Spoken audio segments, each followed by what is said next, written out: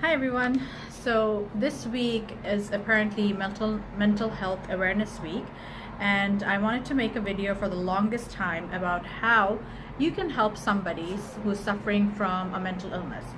It could be a friend, it could be a family member, it could be your child, it could be your spouse or your parent or a sibling. And I ran by this list that I made through a few friends who have suffered from mental illness, who feel down and depressed sometimes and have mental health problems, and most of them have agreed and given me some tips as well. So there are basically 5 to 6 things that I would recommend that you must do if you want to help somebody who's suffering from mental health problems. Number 1, please do not ask them what's wrong with them. Now, I know this is very difficult to do when we see somebody who's just sleeping all day, or like binge eating, not talking, withdrawing from everybody, and they're just unable to function and they're not even doing anything and talking to you. It's very difficult not to ask, what's wrong with you? Why are you moping all day? Or why don't you just tell me and I can help you? The reason why I'm telling you not to ask them is that because sometimes even they are not aware of why they're feeling the way they are. If they already knew what it is that was affecting them, they would be able to fix it. They would have been able to change whatever it is that needed to be changing. Like, I hated that question so much that I stopped going to meet friends and family because I knew people would ask me that question and I wouldn't have an answer.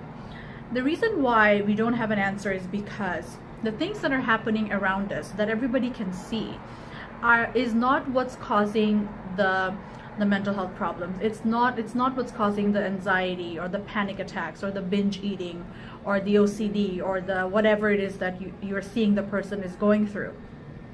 The things that are happening around us that we can see and experience and is happening right now in the present is not directly correlated to how we feel. There might be just triggers, and sometimes we don't know what the trigger is. So instead of asking them this question, I would recommend them, you can ask them, of course, because you want to know, but do it kindly, like nicely, like you care, instead of putting them on a spot. And the reason why I say not to ask them is when they get asked this question and they don't know what to say, it makes their anxiety or panic or upsetness increase even more because they know they're not able to give you the answer. And that is an even more helpless and hopeless feeling. When I couldn't figure out what was wrong with me, why I am feeling the way I am, it just made me feel even worse. So do not ask them what is wrong with them.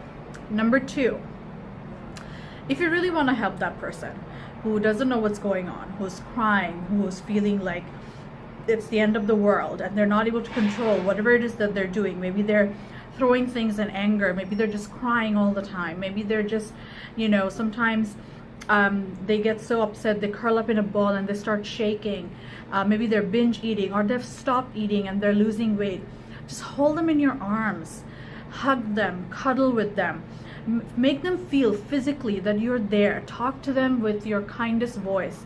Talk to them like you understand their pain. Validate their pain. Say that I know, baby, I know honey, how this hurts, I know. And if they're crying, let them cry it out on your shoulder. If they're shaking or if they're throwing things out of anger, I know it must look scary, but grab them and hold them tight, squeeze them tight. I remember when I would feel very angry, like I wanted to thrash, I told my husband, like, grab me tight, so tight that I stop, and eventually my muscles would stop spasming or thrashing and I would stop, and that worked. I know it's very scary to do that, to approach a person who's thrashing about in anger, but trust me, they're doing it because they can't control it and they just want someone to come and hold them. It's a cry for help. So treat them with kindness, kiss them, caress them, hold them in your arms, like cuddle with them, sleep next to them, caress their head or arm, make them feel like you're there. Number 3, the third thing that you should do is not force them to do anything that they don't feel like doing. Things that sometimes we automatically say is like, go out, let's go out for lunch or dinner, oh, let's go to Wonderland, or oh, that's gonna be so much fun, let's do that. It's gonna make you feel better. If the person says no, like, I don't feel like it, Listen to them, because the mental exhaustion from feeling anxious or panicky, or maybe it's depression or whatever it is that the person's going through, sometimes can be mentally so exhausting that the person doesn't have the willpower anymore to make their body move and do that. I remember there's one time my husband took me to walk to the park, and I was taking medication at the time, and I was getting better apparently at the time, and I was feeling so exhausted mentally and physically as well. I just couldn't walk. I felt like I was dragging my feet. And we got to the park, and I just felt like crying, because I felt so helpless. I felt like I'm a healthy, perfectly fine body. I'm beautiful weather, blue sky, green trees, flowers everywhere, lovely. Like, I'm in Canada. I have my husband who loves me. Like, everything's perfect. And yet I feel like crying. I feel like shit. And that feeling made me feel even worse, that I'm not able to appreciate what's around me.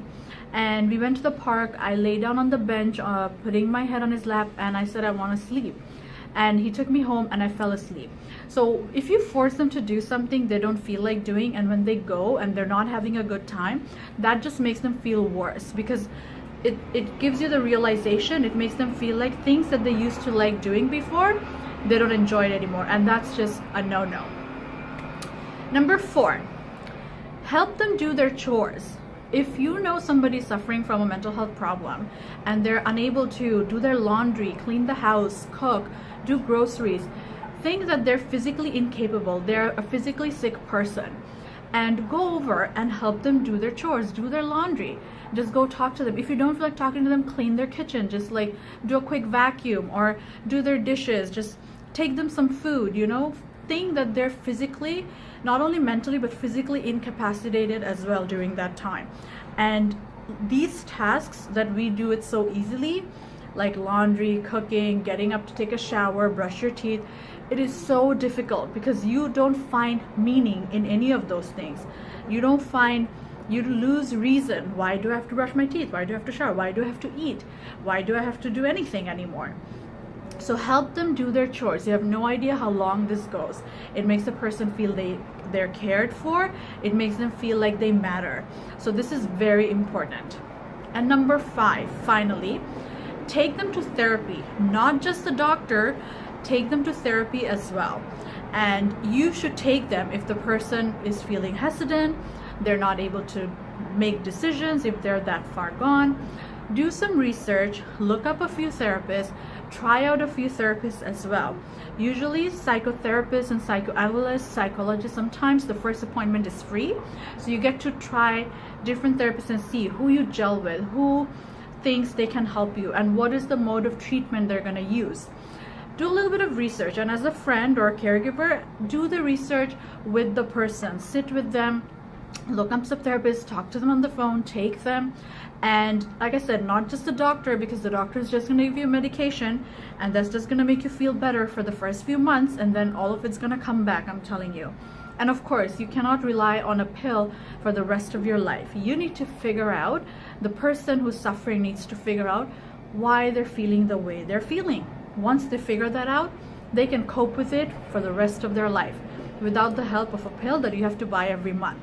So take them to therapy and be patient. Therapy doesn't work immediately either. Even pills don't work immediately either. It takes about a month or 2 for their effect to kick in, and sometimes they never kick in. So therapy is the same way. You have to keep going, even if it's hard, even if you feel like nothing is happening. I'm just talking about the same thing over and over again. The therapist is just telling me the same thing Google is telling me. If you feel like the therapist is not helping you, change therapists. Or if you feel like the therapist is telling you something you already know, then that sometimes is not helpful either. Talk to the therapist if they're not helping you, because they might change their form of treatment. So definitely try out therapy. Even if you're on medication, go to therapy, because therapy is going to help you find out why you're feeling the way you're feeling. Medication will not give you that answer and will not make you well, and you will fall back into whatever it was in the future. And of course, it takes time. There are also people who suffer from mental health problems and they recover with time. That is because our minds have the healing capability to heal ourselves.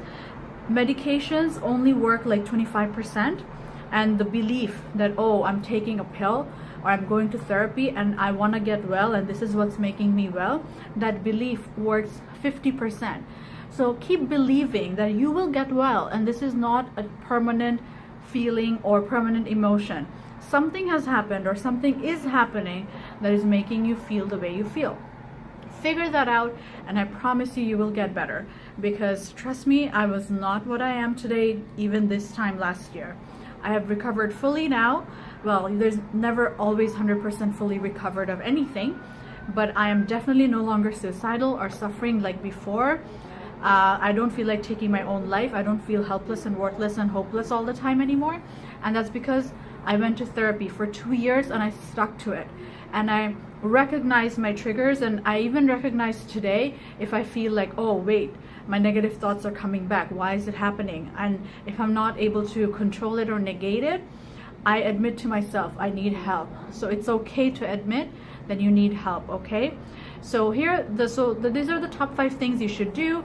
Number 1, do not ask them what's wrong with them. Number 2, be there for them. Hold them when they're crying, physically touch them, kiss them, cuddle them.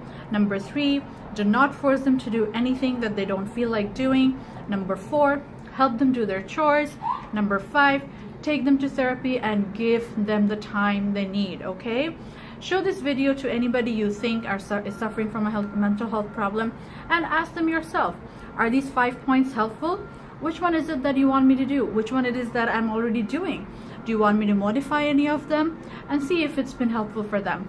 If not, or if there's anything more you want to suggest, or if something I've said is like you're not agreeing with it, it should be this instead of that, please comment below, because I love reading your comments, and with your comments I can improve on my videos and the content. Until then, take care. Bye-bye.